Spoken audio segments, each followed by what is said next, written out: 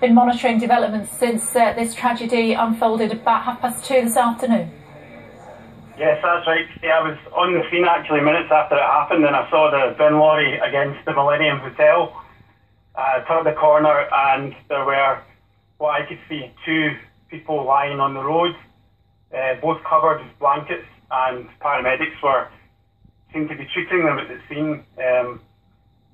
They weren't moving though. It was just a really shocking scene. Yeah, we have been speaking to many of the eyewitnesses who were quickly on the scene offering help and support to those who needed it most.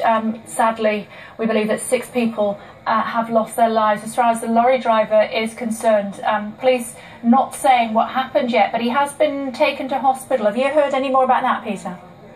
Yeah, the understanding we have is that he is in hospital at the moment,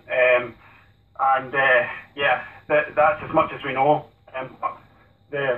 We initially wondered whether he was perhaps a casualty also, maybe had died, and the information we're getting from the emergency services, including the police, is that he is alive and he has been taken to hospital. OK, Peter, thank you. Jane Graham has tweeted, she says, word seems to be gradually getting around shoppers in Glasgow. What was an upbeat buzz turning into a mood of solemnity and shock. We've heard from the First Minister Nicola Sturgeon saying if you are in the city centre, you will be helping emergency services by making